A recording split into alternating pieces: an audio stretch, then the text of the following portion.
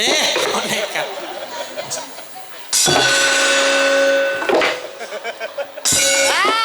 Ketipu matane PC. Tak enggol wek serut. Gosok kowe. Iso diwirang-wirang. Enggol serut. Kok iso mero ngono ya. Salahe ora tau melu kowe. Telat kowe banyolan iki. Ya, ayo Mas Andi TB, ya kelawan Mas Gandul, ya serampat yo, yo. Ora, nyambut gawe ra. Nerang nundung tak dong, yo.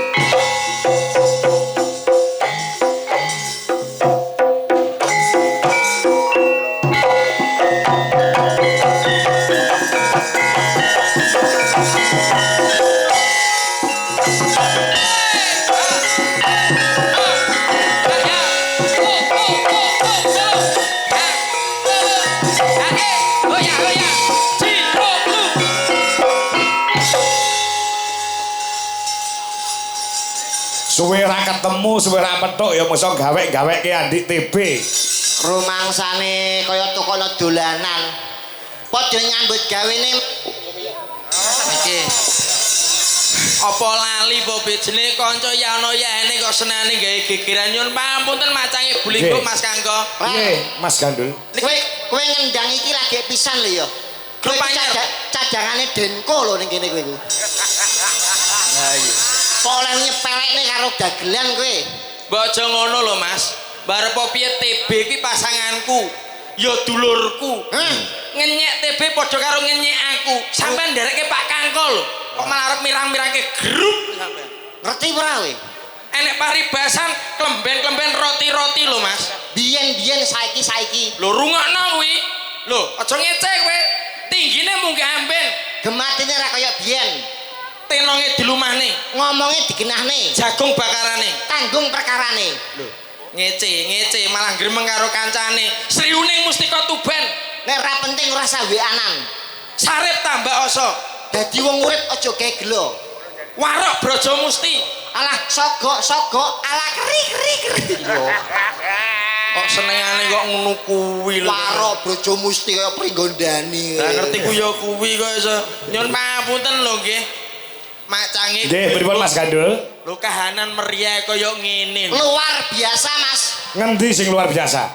Dalu niki prajekan luar biasa istimewa. Heeh. Kula niku pun ping kalih teng mriki. Wah, kowe kuwi Pertama di Balai Desa tahun 2018 dalange Ki Sigit Arianto ingkang dados lurah tasih Mbah Mantan dereng Pak Timbul. Oh iya. Tese Pak Slamet. Pak Slamet maneh kula apal teng daerah mriki. Heeh. Prajekan niku desa yang ikut kecamatan Sukorejo. Terdiri dari 6 dusun. 13 RW. RT-ne 45, jumlah penduduknya 6.143, rondone 784. Sik toh. Termasuk Bu Kami tua misteri iku rondo. Apal kula teng mriki? Kaya untuk pegawai sensus penduduk lho to. Nggih. Ngono ki ya ngono, tapi nek jenenge rondo ki mbok aja disia-sia to, Be. Banyak TKW ning kene. Nyuwun pamunten malah nyangkut kalih beliaunya Bu Mistri pepundene awak dhewe. Rondo kuwi nek mok sia-sia ning ati ki lara. Aja pisan-pisan mok gawe gelo, apa maneh mok gawe kuciwa nek ra trimo mbok dititipne balai desa. Ben dipangan Kami tua. Lho. Kami tua sapa? Kami tua wasi. Alah. Oh ya, Ketua panitia lho kuwi. Senior. Senior. Kok apal kabeh lho rumangsaku. Saking kulino rene Mas, walaupun 2 kali tapi hebat Pak. Hebatnya apa? Tahun 2018 belum ada niki alun-alun Sumringah. Belum ada. Belum ada, tapi semenjak dipimpin Bapak Timbul SKP. lurah periode kedua, Prajekan satu-satunya desa yang mempunyai alun-alun sekabupaten Ponorogo. Tepuk tangan. Prajekan. Kena kanggo Luar percontohan biasa. saestu. Tenan iki. Napa maneh nyun papunten. Niki acara sedekah bumi. Omonganmu ya kudu diati-ati. Iki budaya lho. Kowe ning panggonge kalian Pak Kangko lho, Dwijo Kangko. Nyapa? Ki dalang kondang, gak dalang sing wis milenial, sing hebat, wis terkenal.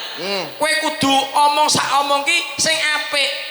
Apa meneh arep ngadepi 2 Mei Hari Pendidikan. Seni budaya ki kudu dicane lagi ngoten to? Oh betul. Nyun papunten. Tamongi. Apa? Nyuwun sewu, kowe kok bandingno aku karo Mas Kangko iki karepmu piye? Lho, iki seni budaya disawang ki ketok manis ajining diri saka lati ajining raga kok busana. Disawang ketok pantes Pak Kangko coba sawangan nganggo busana ireng, ketok gagah. Lah sampean lho, wis ora wedaan kulitane ireng nggo klambi coklat malah kaya tape Bodowasa. Ngene lho tak omongi. Justru iki nguri-nguri kabudayaan gitu Pak. Iya lho. Gelar pagelaran wayang kulit ning Desa Prajekan dalam rangka bersih desa. Sakmene mbiyane wong sing ora budaya sapa? Lho kok sampean iki kok penganggone mbok sing pantes kaya aku gedhe dhuwur lho. Matamu katarak yo potonganmu sak botol Yakult lho gede dhuwur. Pokoke engko takon nge-zoom sing nyuting. Nyuwun sewu, Piye? wong sakmene dalam rangka melestarikan budaya. Sing ora budaya ku mung siji. Kok iso siji Dalange yo Mas Kangko. Sik. Kok iso kowe malah iki urusane dawa lho. harga diri lho Pak, harga diri lho. Pripun? Kok iso aku ora budaya? Jenengan kok nesu ngapa? Ya nesu no. Mergo kabeh iki pimpinane ning dalang kok. Nyuwun sewu, budaya niku kan awake dhewe mung kari jiplak apa dawuhe para pini sepuh. Leres mboten? Ya benar. Paling gak ngestokne dawuhe para pini sepuh. Ya. Ana biyen wong tuwa ki tau omong. Ya. Sanepan le aja mangan ngarep lawang mundak nolak rezeki. Betul ora? Bener.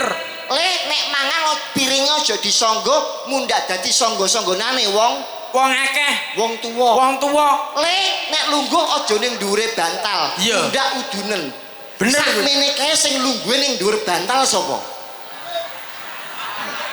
Ngaku ora? Sampe lungguh ning dhuwure apa? Dur bantah. Nah, iki jare nindakne dawuhe para pini sepuh ora? Ya nek miturut kuwi ya salah. Ora budaya sampean. Ning nek aku ora dilungguhi bantah, ora nglungguhi bantah, aku iso ngeblak. Yo diganti bantal, bantalnya diganti. Ganti apa? Kompor. Loh. Silitku kobong nang amuk. Dan kempritik. Oh malah Perkara nglungguhi bantah kuwi wis ninggal tata krama uda negara ngono. Nggih. Lah jenenge wis sanepan tinggalane leluhur mulane kudu diuri-uri padha dene kados bersih desa niki. Ah ya. paling ora iki ndongakne lak nggih ngoten. Wis ya no. Nyiras pantes gladiwano kalian warga masyarakat wonten ing Brajegan dalem gandul saking Blora niki kula dongake kagem warga Brajegan tiang dongane senine ngagem pantun nggih Pak nggih. Nggih. Kersane saya pantes. Nah, jos iki lho nggih contoh iki lho. Piye Dul? Rungokno iki. Enek ketan wadahi tampah. Wong sak Brajegan muga-muga kebak berkah barokah Allahumma. Amin. Prajekan. Prajegan. Ayo. Enek ketan kabeh siji. Apa? Wong sak Brajegan muga-muga kathah rejeki. Amin. Ana ketan rupane coklat. Apa kuwi Mas? Wong sak Brajegan kabeh padha sehat. Amin. Ngono kuwi lho Donga seni. Sampeyan napa Seni saged? lho. Sampeyan napa Contoh Pak. Ya iso no. Napa? Nyang swalayan manggone ning Jawa Timur. Artine Piyayi Prajegan muga-muga panjang umur. Ngono. Ya tetep iso wong budaya kok wong budaya. Ngono. alah an-an nek kabeh ya iso. Lho, kowe kok nyepele lho. Tuku kapsul. Lho. Kowe iki apa lara apa piye kok tuku kapsul? Sik karo tak mikir. Tuku kapsul katutan genteng. Apa kuwi? Pak Timbul kula rokoke der. Hei, Senengane kok sponsore wis eneng lho rokok ki. Lho, Salahe tekomu keri. lho boten kula niki kula salane mergo kula iku nyemoni pengen benerno jenengan. Kok iso aku salah? Salahku nggon ngendi? Donga gawe Pantun. pantune jenengan apa? Ning swalayan panggone Jawa Timur. Artine Piyayi Prajegan muga-muga tetep panjang umur. kowe ndongakno gawe pantun piye? Pantun. Piye? Tuku ketan kabeh siji, wong sak Brajegan kathah rejeki. Nyuwun sewu, ndonga gawe pantun ngaten iki bener napa salah? Ya bener. Sing ngomong bener sapa? Dalang kangko. Nek ngono sampean ra tau mondok, ora tau ngaji. Lho. Sing iki urusane agama lho wong Lho pondok. nggih kula bisa memastikan. Agama ora entuk gidulanan lho. Boten, Hubungane apa? malah jenengan sing gawe dolanan agama. Sik, jangkrik. Wis kok Donga gawe parian. ana to kiai alim ulama ning santri dawuh, "Le, kowe sombe nek donga gawe pantun." Eneng ora? Eneng ora kok malah melilik. Yo ora enek ning. Lah, ora eneng ya wis. Jenengan nek donga gawe pantun malah malaikat nyatete bingung. Lho. Sik ta, Be. Lah kok iso kaya ngono iki lho. Dan donga kok gawe pantun, dajal ki donga gawe pantun. Imam ning masjid apa ora bingung kae? Kok iso? Pas wayah salat, Allahu Akbar. Budal sekolah mangan es krim. Bismillahirrahmanirrahim. Main dadu tengah alas, kul a'udzu birabbinas. Iki salat bare jam piro? Pikir. Lah sing prayoga iki ndongane sing piye? Donga niku sing bloko suta, kabeh penonton ngerti, pamirsa ngerti, malaikat ra bingung. Oh, ngono. Paham mboten? Paham ya. Ngono kok wis tanggapan larang. Lho. Lho, iki akhir alim ulama lho kene. Saiki kurang ajar nek iki. Seni kira kena dituku nggo dhuwit, paribasa dijaluk diwehke nek dituku ki larang. Iki niat iki nguri-uri budaya lagi ngoten to, Oh Pak? iya aku belanono, Dul. Dijaluk diwehke apa kacek 10 yuta nolak kok. Kowe iki ya mbok aja kaya ngono to, Be. Ya wis tak dongakne nganggo bloko wae. Ah. Muga-muga wong Brajegan sehat seger kewarasan, Betul. murah sandang pangan. Lah. Muga-muga alon-alon sing dibangun iki berkah barokahi. Betul. Bisa gawe kemajuan kesuksesane warga Brajegan sedayanipun khususnya untuk para pemuda semuanya tambah maju dan tambah sukses. Allahumma amin. Oh. Lurahe mawon asmanipun Timbul. Pak Timbul SAP. Sarjana Akademik Pemerintahan. Timbul itu kan bahasa Jawa. Coro Indonesianya kan terbit. Bener. Prajegan terbit seorang pemimpin kados Pak Timbul. Mulane no jenengan nyontoh Pak Timbul ya itu to Mas. Ya wis nek perkara jeneng. Duwijo Kangko kuwi ya jeneng Jawa lho. Putrane Bapak Ki Sukron Suwanda. Iki elek nyuwun sewu Mas. Niki kula mboten ngenyek jenengan mboten. Lah kenapa? Jawa kuwi justru nama sing aneh kuwi biasane hebat. Iya. Kaya Pak Timbul ora ana apa-apane. Timbul tok. Akhirnya jenenge Timbul, karirnya Timbul. Iya. Tur jeneng Jawa kuwi nek gawe kewan mesti sukses. Contoh Percil, Deni Percil, Lucy Brahman, Lucy Brahman, Pesinden Ponorogo, Iya. Trio Macan. Lho kuwi hebat. Sukses tuh. Jenengan Dwijo Kangko ora ana kewane elek, Pak. Ora iso mlejit ya. Jenengan nek pengen kondang kula kei tambahan jeneng Tambahan apa kewan. kira-kira? Ki Kangko tekek. Nggih, apik ta? Jadi prajekan ini dalane sapa? Kangko tekek. Apik lho Pak iki, Pak. Ora sing gawe lho iki. Ya ya apik. Ampun Pak nek iso jeneng agama mawon Pak, jeneng agama. Ah. Jeneng Islam. Muhammad, kan pun haji nggih bapake nggih. Ki Sukron Sondo pun haji. Jeneng Arab ya apik lho, Be.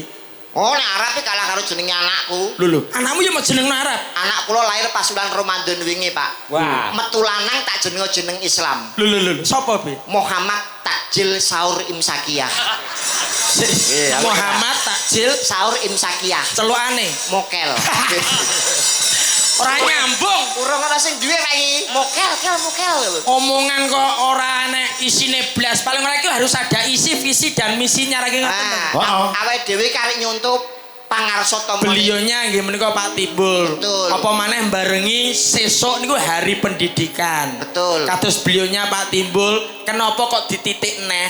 Karena dia ngugemi karo paugerane Ki Hajar Dewantara. Apa kuwi?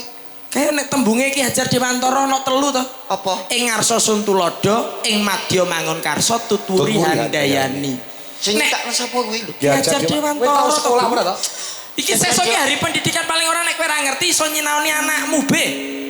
Kuwi ngarsa apa? Suntulodo ing madya mangun karsa tuturi handayani leres nggih. Ciptaane kuwi Ki Hajar Dewantara. Rungokno tembunge saking dalang Kangko Tekek. Lho,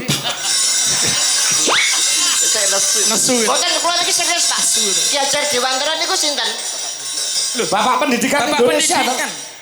Kok ngarsa artine? ing ngarsa Suntulodo ing madya mangun karsa tutpuri handayani. Artine napa niku? Ing ngarsa Suntulodo tegese ning ngarep iki kudu iso dadi contoh. Bener. Terus yang nomor kalih ing Ing madya mangun karsa. artine Ya ning tengah-tengah kudu iso Memberikan tuturi penyemangat.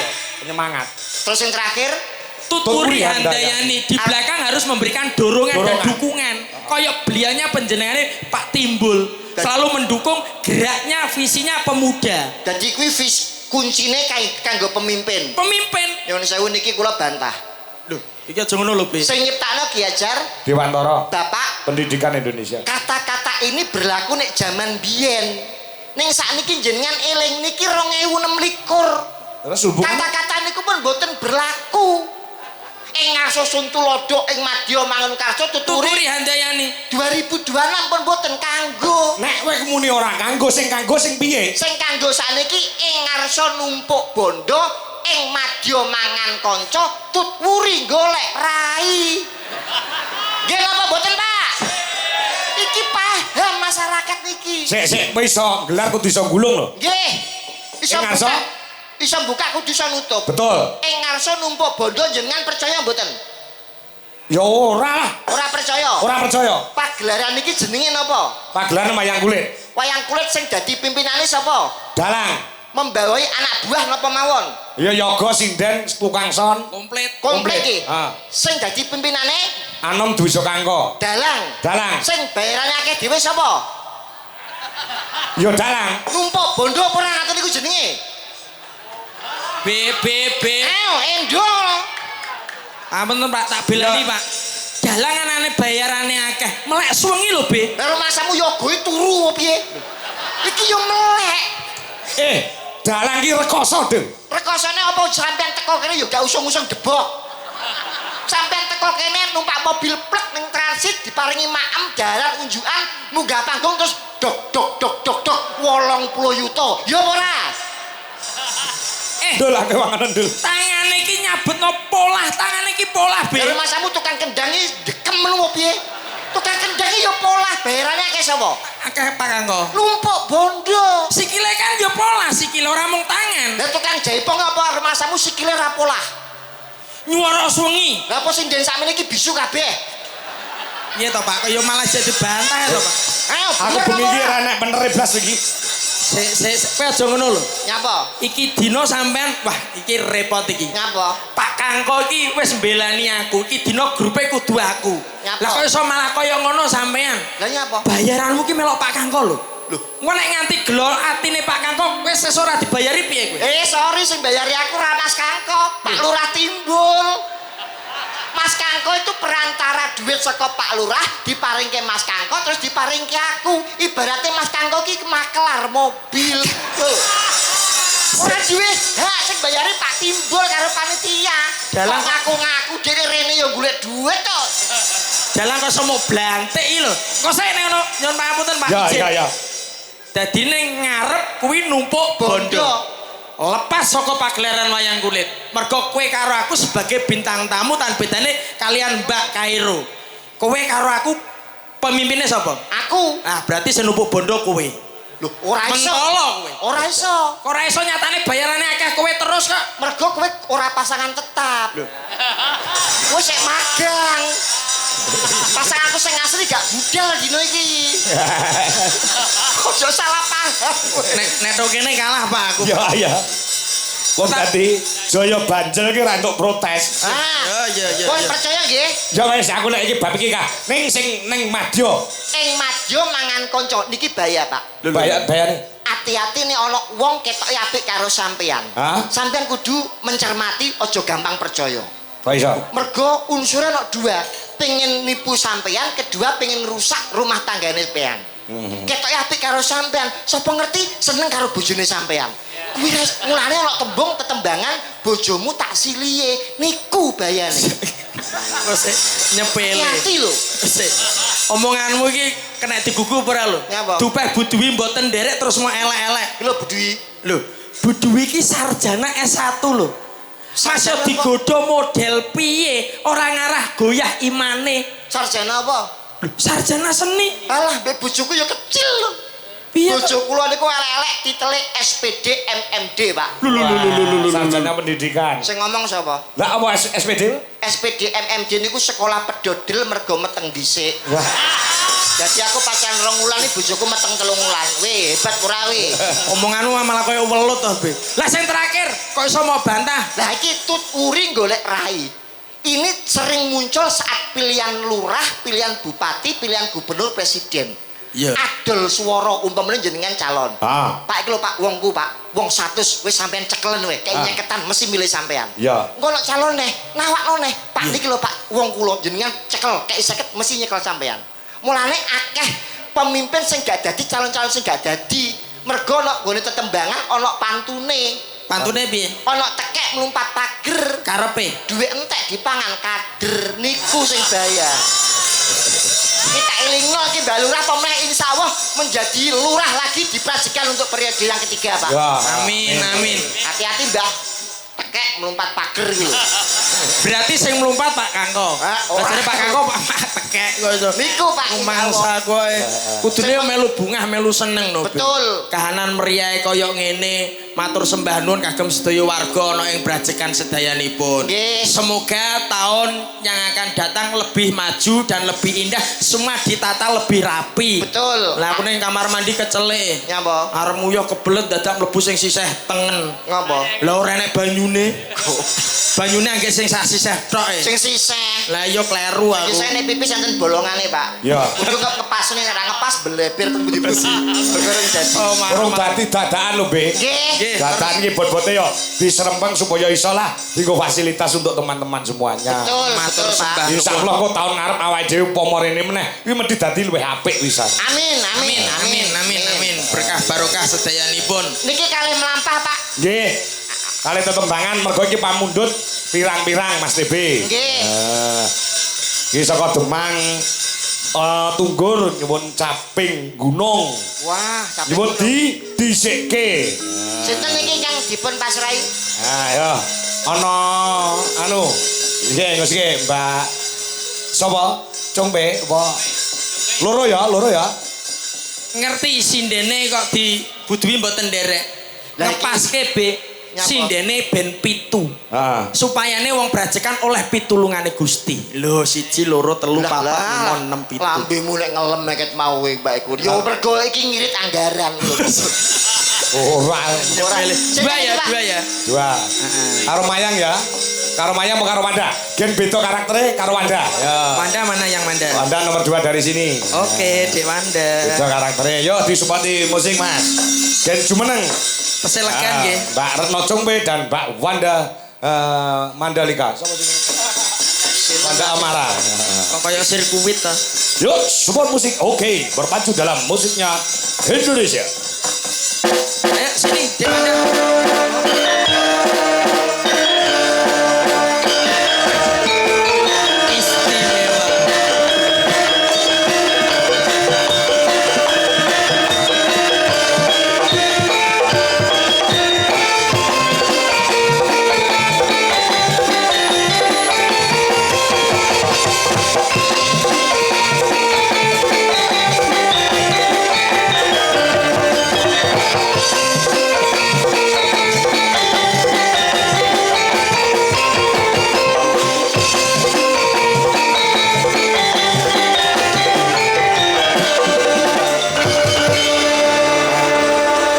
Grup musik Narendra Musik Entertainment ini jangan luar biasa.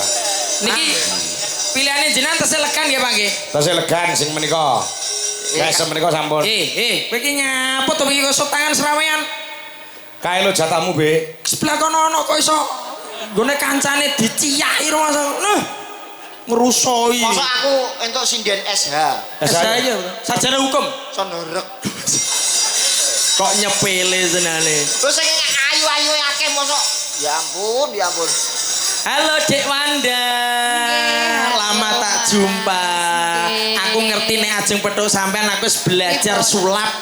Sulap napa niku? Spesial untuk kamu. Kamu diam ya. Nyuwun pangapunten Pak Kakak ya. Bismillahirrahmanirrahim. Allahumma lakasumtu wa bika amantu. Kowe iku ape opo? Anu sulap kanggo Dek Wanda iki lho. Poso malah Carane ngepek atine wong wadon iki. Tangane nyuwun pangapunten. Niki?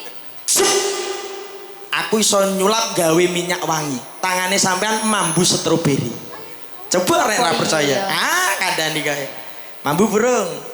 Urung iki, Mas. Mosok Urung coba bisa. stroberi jajal. Oh, iya, Mas. Stroberi tenan. Mosok jajal.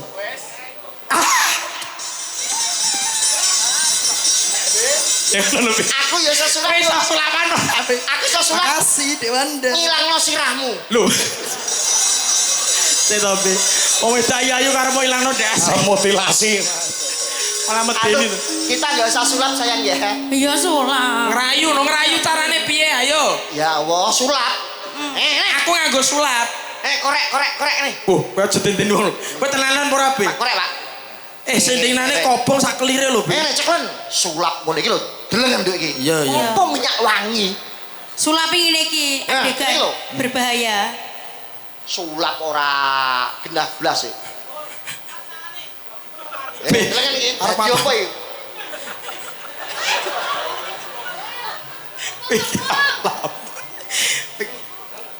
Os. Oh. Ireng to? Iya. Nah terus sulape gondi. Ayo kita tireng. Dirang. Oh ngerayu aja jage sulap. Lah nek kowe ngerayu piye jajal? Ngerayu piye kowe? Ayo iki napa Pak bawane Pak? Capek gunung. Capek gunung. Oh iya. Sapa sih? Kowe pasangane karo kuwi rasa ganggu iki. Siap. Aja ganggu rumah tanggaku. Iya. Joko ya pethuke prawan.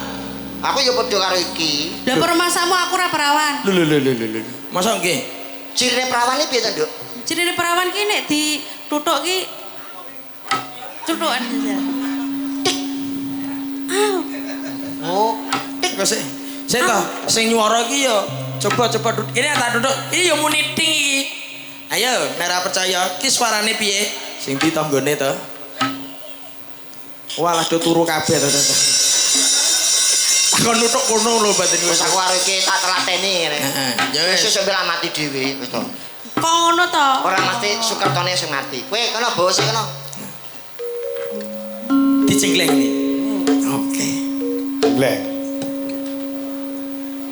Saben bengi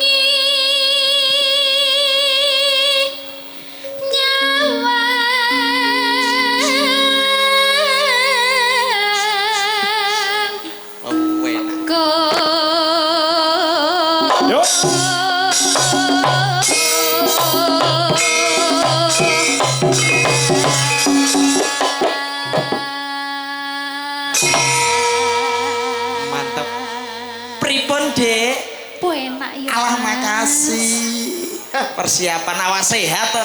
Wanda. Dalam. Kowe rabi karo iki. Heeh. Sampeyan anakmu iki sak botol aqua lho, cilik-cilik. Kok iso? Bibite elek. Ora kaya aku itu ya. Iya. Bocah Bibit kok, unggul. kamu adalah satu-satunya wanita yang paling aku benci. Kok benci? Cinta Sayang. be. Padahal Kok mendep rene? coba gegermu sing ndi to? Ya iki ta matane iki lho. Ora kok muluk kabeh lho. Saya rumah tangga anggian wis di mata-matane kita ora rukun. Mendep rene. Bojomu kayak rasa Benak ngrusui. jari sik iki lho. Suruh mangsaku. Aku ning kene. Bahaya Aku kira. sayang Oh, banget. jenglenge sing buanter ya, Mas. Iya, terus tok Aja bawa aja nganti kalah karo candi kuwi. Alah iki ora ono tenagane iki. Madhep aku, Nduk. Ayo. Iya. Yen memaja hamong karo janur kuning Alah, bar iki mesti ngendok.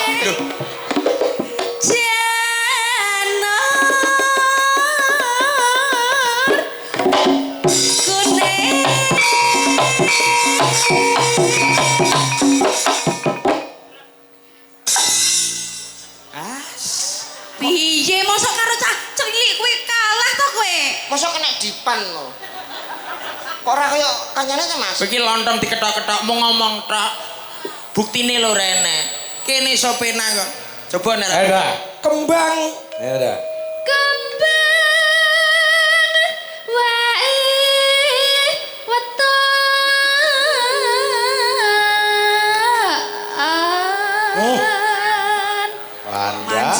Manja.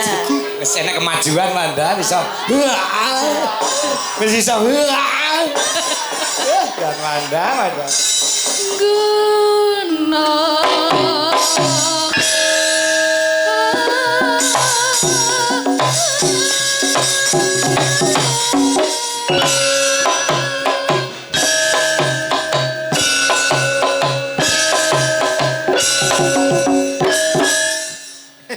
Piye? Mas, aku sing kaya iki Mas ya. Sing dadang gendut glek-glek lho ya. Ya. Wis aku sampe engko iso nglegani atiku, tak paringi. Iya. Paring apa? Alah wis tengok diapane ra iso nglegani atiku aja takon dosa sabetake stip bantal perlang mbak. Ya apa kok malah nyakil. Malah perang cakil ya. Iya iso malah nyakil iki bagiane Pak Dalang kok iso. Mas, tak dang Mas.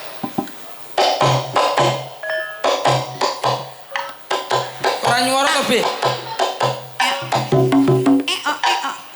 Itu kok ora. Iki lho. Sotoro. Rumah ta?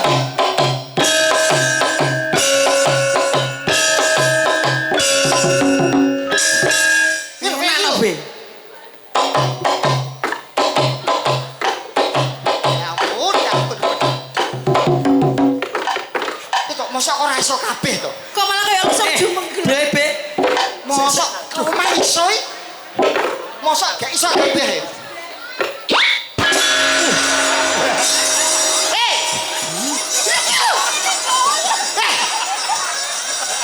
Ya, Sik, baleni.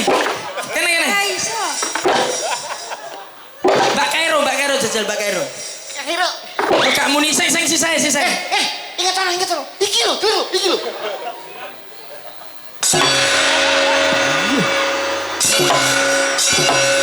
Leren sih, rokokan sih, leren.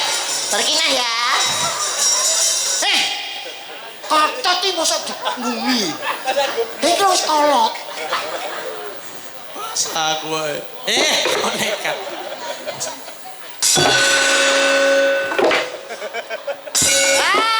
Ketipu. Matane PC. Tak enggol wek serut. Gosok kowe. Iso diwirang-wirang. Enggol serut. Kok iso mero ngono ya. Salah ora tau melu kowe. Telat kowe banyolan iki.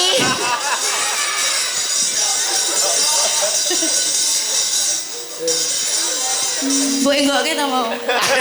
Semangat iso menggok. Wisin dene kowe. Ya. Pacitan ha kuwi.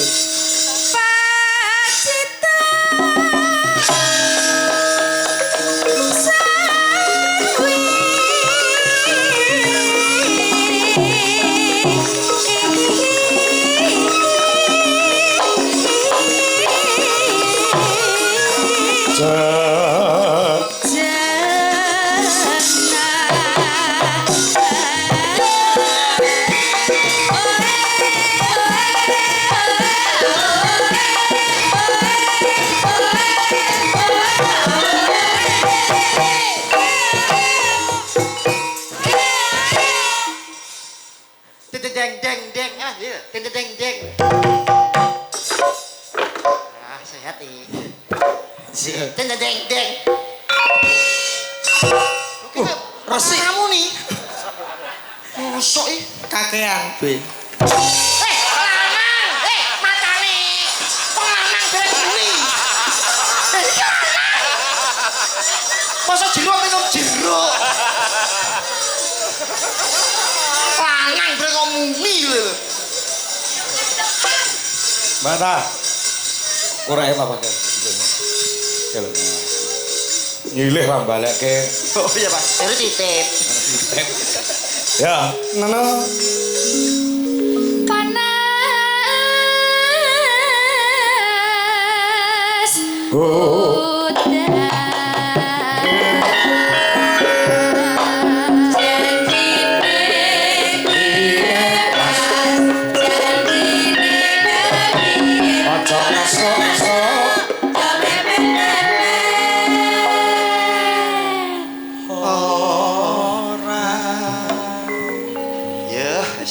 Kalem-kalemannya be ya. Lemes. Bengi iki seneng aku. Ngopo? Yes, ana sing dapuk kaya Budi Sukron.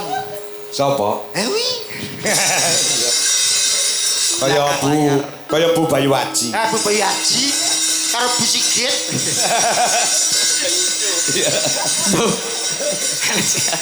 Iya, entakne Nduk. Panas udan aling-aling caping gunung.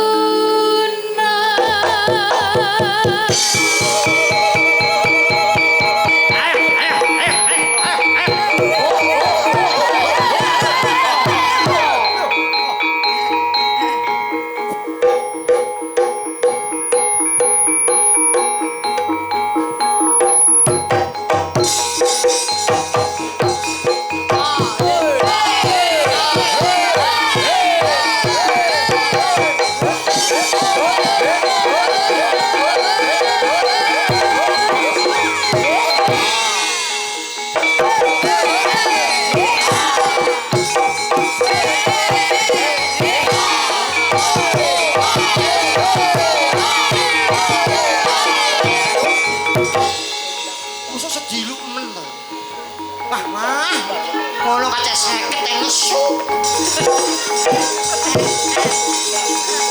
Semangat saya. Rono rambute kok dikonoke barang. Rambutmu ndi yo?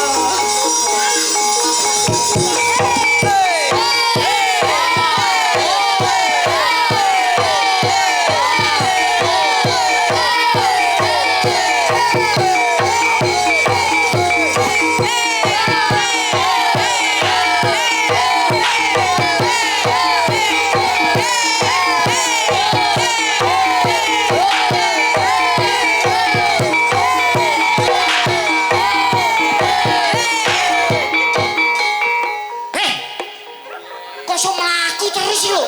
Sekarane ndi? Wes dandung dandung dandung dandung dang. Tak tak tak nong tak nong tak nong tak nong. Tak tak tak dandung. Kok malah remongan to?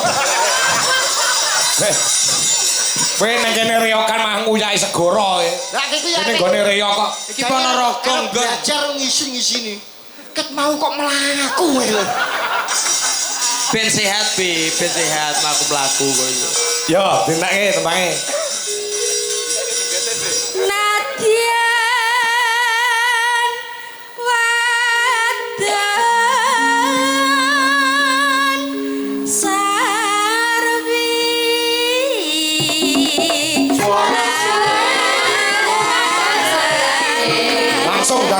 Ya, musiknya kok.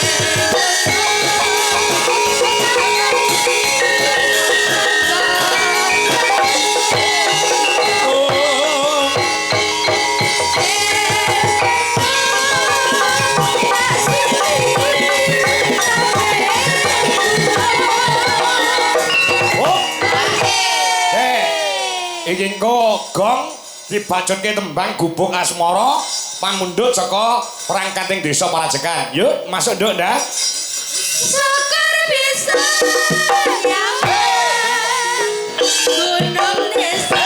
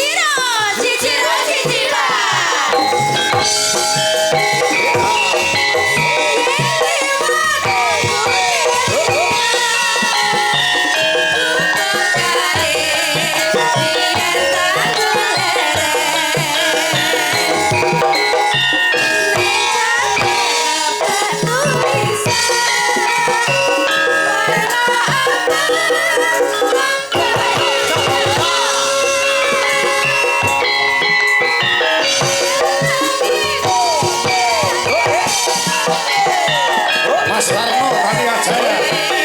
Salam Mas Warno Santo. Terima kasih.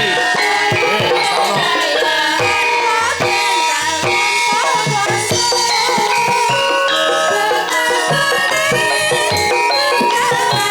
Mas Joko, ulang kenceng Madiun. Sugeng Amir Sani.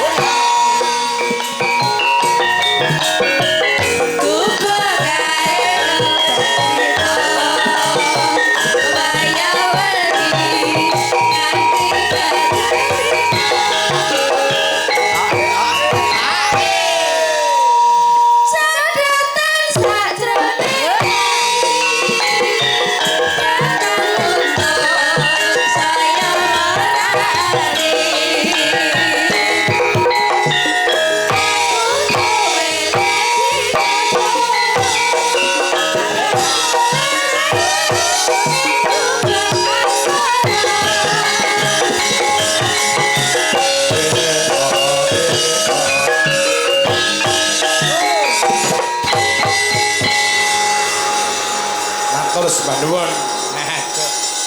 Wah, gumyak sigrek saestu wah luar Nggih. biasa. Niki nggih ditujokake kagem fan berat wayang kulit jenengan sedaya saking Nggih. Pak Trimo. Trimo Pratama, Mas. Nah. Nguntara Nadi Magetan. Oh, ngoten. Nggih. Mas Kangko, Dalam. pagelaran wayang kulit bersih Desa Prajekan Nggih. niki dereng sah menawi pangarsa tama pengenipun Bapak Timbul derek kepareng minggah wonten sasana parisuka. Oh, ngoten. Nggih. Monggo Monggo. diderekne perangkat Pak Wo, monggo derekne Pak Timbul. Kok wis rampat kok nggo liyane. Mboten perangkat Mas perangkat. Oh, perangkat kita serampat. Iya. Ah, ya. Monggo, monggo Bapak Lurah Pak Timbul, monggo kadherekaken sedaya perangkat. Pak Wo, monggo dherekaken jengaripun. Ya Pak Timbul. Monggo mriki kula recangi. Para tamu pun ngertosi. Pak Lurah Timbul, katuran tindak mriki. Pak Timbul kedang mriki. Monggo mriki Pak kula rencangi.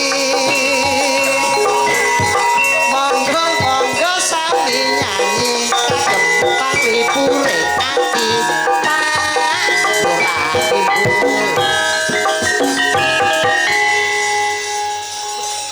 Ya. Iki mergo sing mirsani ora mung ana ing alun-alun Surmingah, ning sing mirsani ana ing YouTube pirang-pirang ewu. Pengen ngerti inti to lurahe Prajekan. Ah niki piantunipun wah. Nggih.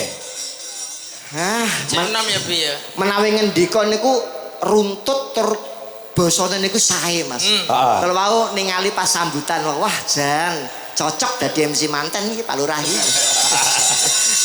Nggih, matur nuwun Nggih. Mas Nggih Pak Timbul. Andi Nggih. kalian Mas Gandul Nggih, alhamdulillah.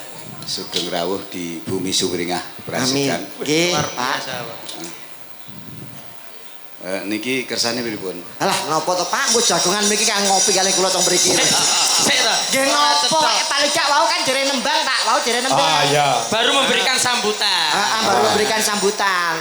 Nggih, yang pertama yang perlu saya garis bawah ini dumateng kadang kula sepuh Ki Dalang Kangko. Nggih, Tekek. tekek tapi tekek. Ketaton tenan lho Bi. Kalau aturaken matur nuwun atas ciptaannya lagu Wah, luar biasa. Sinom untuk Prajekan Sumringah. Sami-sami. Luar biasa. Pak. Alhamdulillah 1 juta saya turuti. Wah. Ngopo? Anu kula nggih gadah anu Pak. Lagu kanggo Prajekan Sumringah. Pucung Pak, pucung. Sumringah apa Prajekan? Prajekan. Oh iya, coba piye? Prajekan iku desa kang wis ya maju. Elek kok. Lah meneng aja Mas, ceblok 500.000 ora apa-apa. Urung rampung, Bi. Pagelaran bersih desa.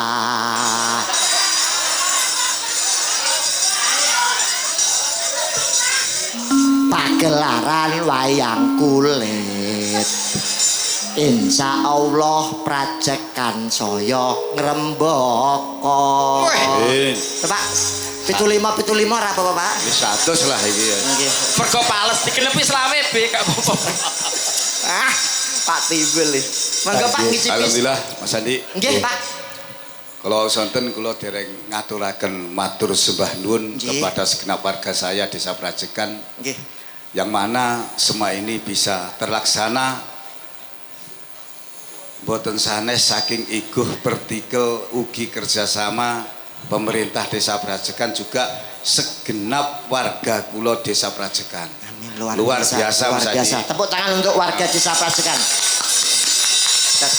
RT kula niku semula mau sak tarik iuran 300.000 per RT.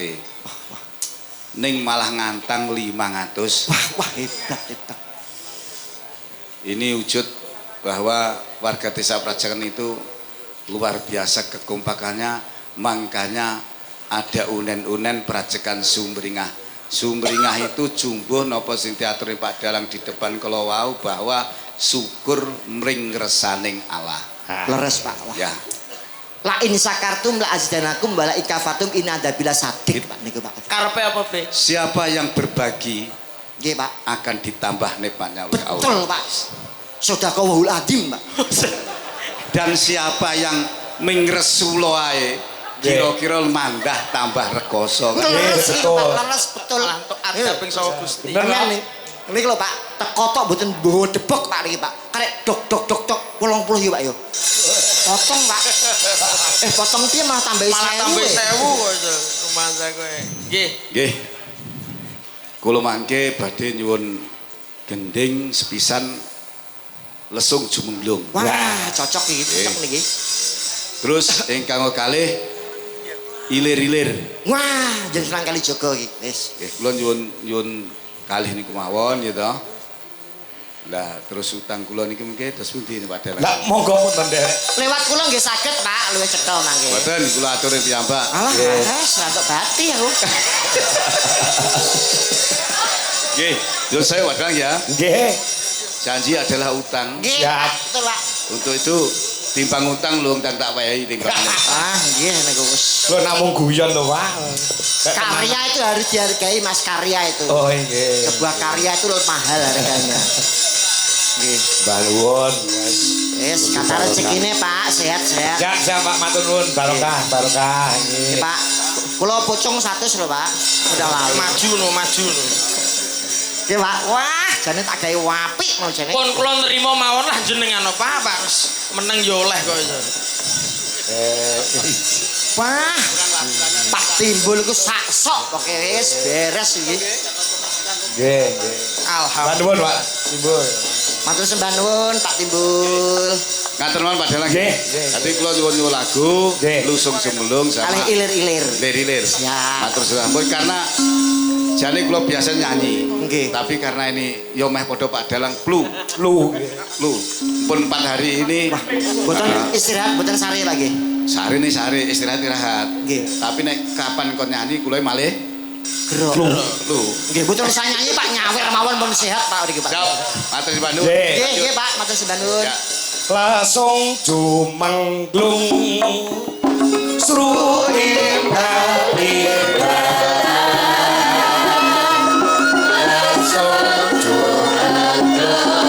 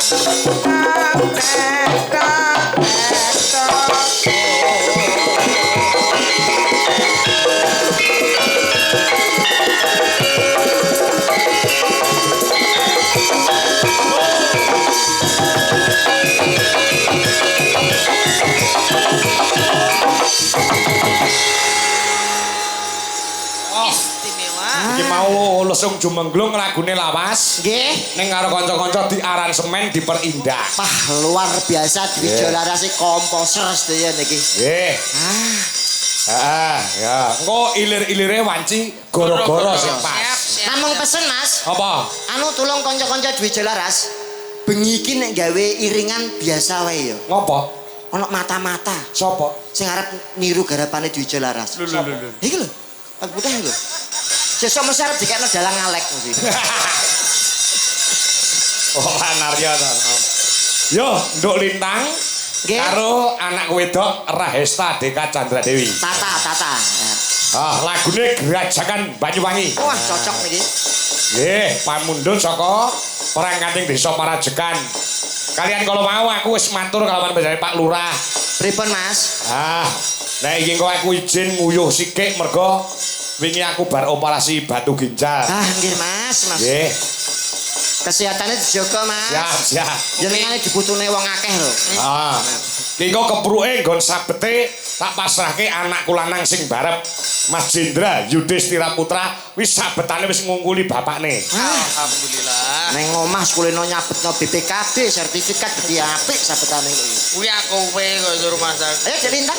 Nduk Lintang tanpa spot. Ditata. Ayo. Karo Nduk Tanah. Yo, lagune Banyuwangenan Gerajakan Banyuwangi. Wah, Tata niki luar biasa lho, Pak. Ngapa? Nyuwun sewu, ora mung olah swara tapi tarine juga hebat. Wah, nggih. Wah, wingi pramen apa, Nduk? Nyekel mic. Pripun? Wingi pramen apa? Kok maca wayang Mustaka Weni. Oh, Sri Kandi Mustaka Weni. Nggih. Ya, kita tuh beda berapa tahun sih, Dek? Beda berapa? Mbak Lintang kelas berapa? Aku kelas 2. Aku kelas 3. Kelas 3 SMP. Oh. Oh, Lucu toh, Mas? apik jane sepantaran iki. Wah, jan cocok iki. Sik toh. Kowe iki lho wis tuwek bareng karo suruh masakku. Ora iki nek kan pancen bapaknya juga seniman, ibunya seniman. Bener. Mbak Tata iki bapake dalang, ibuke juga pesinden. Lah narine iki nurun saka Sinten? Mbak Dewati Dek ya. Bulik ya. Retno Dewati to? Nggih. Udu. Kayak dokter kok ngam. Oh, kemeroh berarti iki. Kemeruh. Enak dokter kok jogetan iki. Oh, kemeroh. Yo coba Gerajakan Banyuwangi Mas Jendra gen Toto. Nah, yo. Engko lagu-lagu iso lajeng wonten ing gara-gara kalih Candi TV. Ya siap. Yuk, Gerajakan Banyuwangi. Monggo para kanca garap gamelan. Blas musik.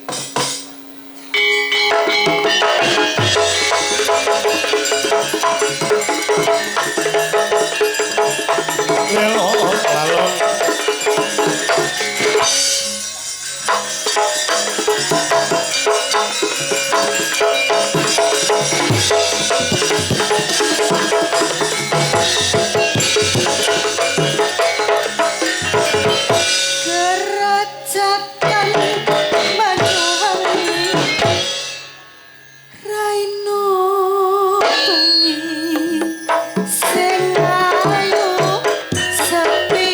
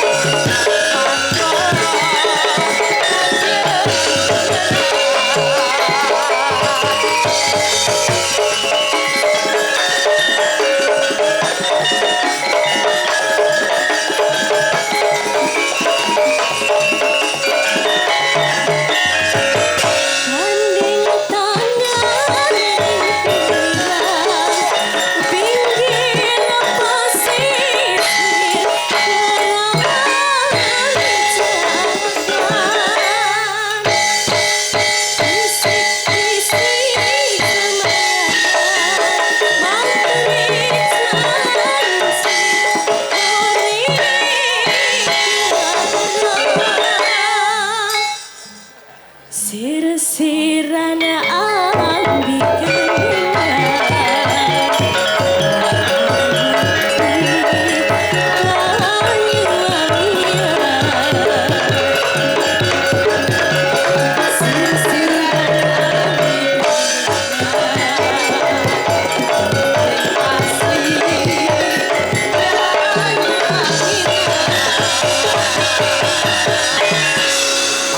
Mbah nuwun. Ah ya. Slendro 6. Ah lho, sawangen para Madyabala ngestina padha budalan ngoyak marang playune Sang Anoman Senggana.